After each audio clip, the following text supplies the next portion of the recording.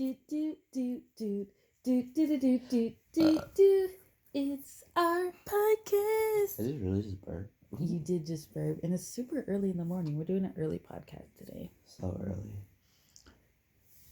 But our podcast today is about advice. Advice. And really, I want to know the best advice you ever gotten.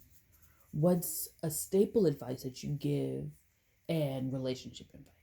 Oh my God, you gonna have to go first, because I most def do not have this on quick recall.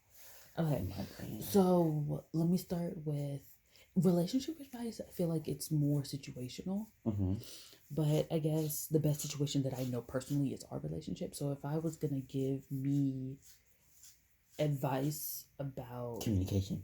what to do, yeah, Okay. I think I was like, you know that's me. Okay, I feel yeah. like anytime I tell anyone anything about their relationship, you need to know everything that he's thinking, everything that she's thinking. You know what I mean? Like, why does this problem even exist? Are we talking to each other about it, and do you both see each other's point of view in the argument? You know.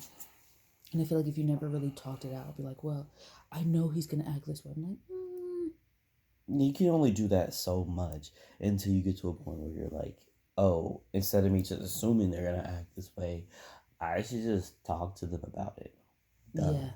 I feel Something like so simple. you should always talk to them about it, and not only talk to them in a way that you think they want to hear it. Be brutally honest and say your truth, and then listen to theirs. You know. Right. I feel like a lot of the time people put a stigma on a relationship because they're like, well, this is how they've always been. But I'm like, yes and no, because I feel like you have to keep opening yourself up to it. And if it's something that's completely constant where they never hear your side, then I feel like that's a failed relationship. It's either a failed relationship or you're just gonna choose to be unhappy, which happens. People do it all the time, but I would always say choose to be happy instead of unhappy. And I think that's also a staple advice that I give to people as well. And I feel like whatever makes you happy, and I feel like a lot of times we try to situation ourselves so other people can be happy. And I feel like at the end of the day, it's your life. true. No one else is going to live it for you. No one's going to come out and be like, well, since you live for everyone else, we're going to give you a grand prize at the end of the day. That's not how life works, you know? Wish. So I feel like at the end of the day, do what makes you happy, as long as it's not like killing someone or harming anyone else. Catching somebody with a 2-piece. Pop, pop. Yeah, I feel like everyone is qualified for happiness, but it also depends on what makes you happy. But you also have to feel like you deserve the happiness, because there's a lot of people out there who are totally qualified for happiness, but they don't think they deserve it. So therefore they either put themselves down or put themselves in situations where they know they're going to be unhappy, and they just stay there because they're like, ooh, exactly what I deserve. Yeah, now let me take my dumb ass in here and just be sad about things But I feel like you still need help at that point. I think you need further advice. You need like professional help if you feel like you need to be punished. I feel like that's a whole other thing. That's a completely different story, but I'm just saying like that. What's your staple advice that you give people? It's hard to say because, like you said, it's very situational.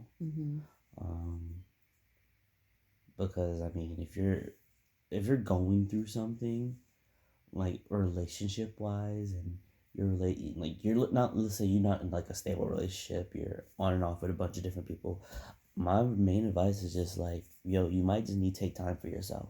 Because if you don't know who you are or what you're about, then how do you expect to get with somebody else and find out who they are, and if they're about whatever you're about, and if you're about whatever they're about?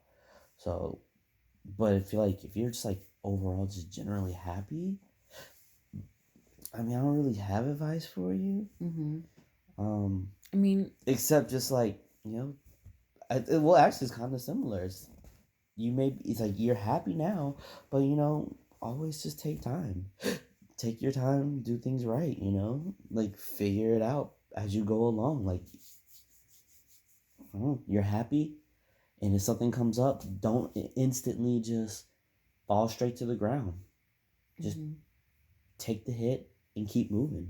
Because I feel like life has the hills and valleys. We talk about this a lot, like personally, not on here, but we talk about how there's highs and lows in life, and you just gotta take them with a grain of salt. You know what I mean? Like, Right. actually, I don't know what that means. Take with a grain of salt, but I use it properly. I think. I think a grain of salt means like I mean, like in the literal sense. literally take it with a grain of salt. Like, what is that referencing to? I think when you're cooking, like a single grain of salt doesn't really affect anything. So don't take it, like if I say I dropped a single grain of salt into your food, don't freak out on me and be like, I have high cholesterol, high blood pressure, I can't have salt. Like, calm down. Like, look at it, assess it, and then go forward. But don't freak out just because I told you about it. Like, just because you have that information. That makes sense. Okay, what's the best advice you've ever gotten? I'd have to say it's our marriage counseling advice. Tell those that don't know. Our marriage counselor, the pastor at the church that I would go to with my mother, he told me that look at this woman.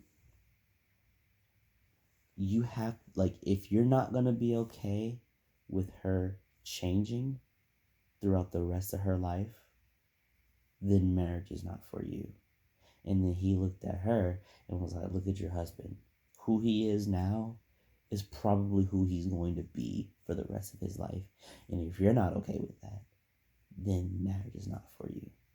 And I feel like that's really affected our relationship because personally, I feel like if I didn't know that, I feel like I wouldn't always be thinking something's going on. Like, every time you change or do something different, I'd be like, what's going on? Huh? What's going on? Get all paranoid and stuff. So I feel like that's like a solid staple advice that I've gotten, or best advice that I've gotten. Okay. What about you? I feel like looking back on it, I think I've gotten a lot of good advice from my best friend Zenobia. If you're listening, shout out to Zenobia, the best bitch in the world. Yo, she's not gonna listen to our podcast, yo, because she's gonna think we crazy. If she is, I want to, like, literally, even though she's probably gonna be like, well, you didn't listen to most of it, I feel like I did, but in different ways. But I feel like no, because I feel like I was a mess a lot growing up, and I feel like she was a very good, stable friend for me, where she would be like, stand up for yourself and be who you are unapologetically. And I feel like that has really shaped me to who I am today. Right. And I feel like a lot of the time I was a people pleaser. And I feel like she was like, fuck that. There's no reason to do that. I mean, I do it still sometimes, but not constantly. Not to the point where you forget yourself. Yeah. Not to the same degree you were doing it beforehand. Because it's like you forget yourself if you're constantly doing that. Yeah, I can see that. I want to say I don't really... I want to say I'm not a people pleaser, but... You're not, I don't think. I don't think I go as far as like being a people pleaser. I feel like I just make people comfortable around me. Like, there's no reason for you to be on edge when you're hanging out or standing around when you're talking to me or anything like that. And I feel like it's so weird now, because now I've heard this more than once in my life that someone's like, I like talking to you, or I like hanging out with you because you allow me to be who I am and don't make me feel weird about it or anything like that. You really do. And I feel like you make problems small. Like, I feel like a lot of the times people make problems in their mind like bigger than they are. and then I turn it into And a then you're puppy, and I'm just just like, it's you mean not that this? serious. This little innocent dog that if it barks at you, you could just pick it up and be like, oh, you're so cute, and then shake it up, and he's just gonna freak out and growl. But it's a puppy, so what's it gonna do to you? My number one reason for marrying this man is because he allows me to be weird and not make me feel weird about being weird. Mm-hmm. Like that's the number one reason. Mm-hmm. And it's the good thing about me not making people feel weird is that it expands to guys and girls. Mm-hmm. Because previously I'd only heard you say it, and then a girl I used to work with at DSW say it, but then E recently said it, so I'm like, Shout out to E if you're listening. He probably also won't listen to this. Yeah, I don't know. But he recently said that, so I was like, okay, so I'm not just like some creepy guy who's just like, I just make girls feel comfortable around me. No, I make everybody. I feel like you are a creepy guy though, Not under that the type. right circumstance. Oh, I yeah. feel like it depends on the person. Mm, If the person is actually weird, like a weirdo, you vibe with weirdos. But if the person isn't a weirdo, I feel like you seem creepy. I don't think I've ever been around someone who isn't a weirdo. Yeah, I think everyone's a weirdo. I feel Or you know what? Maybe it's just everywhere I've worked, everyone who was there was a weirdo. Wendy's probably was the only place that I worked where everyone wasn't a weirdo. I feel like there's weirdos that this is the thing about weirdos. They're either open or they're hiding it, you know? And apparently I can't hide it. I can't hide it either. I feel like people know I'm a weird person. Yeah.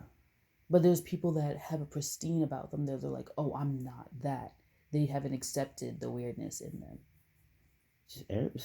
If you take anything from this episode, just be your weird self. There's no point in not being your weird self. I feel like a good advice also is be yourself, whatever that is. Yeah, but that's so lame. That's why I switched it up. It just said be your weird self. Yeah, but also open yourself up to the things that you perceive that other people don't like. Mm-hmm. Because I feel like that holds you back from being who you are. Mm-hmm. And why not be who you are? What's the problem with you? Dun dun dun. Episode 34. What's wrong with you? Now I have to count these episodes so I can be accurate about it. But any final words in 10 seconds or less? Final words are be yourself, be happy, and find love.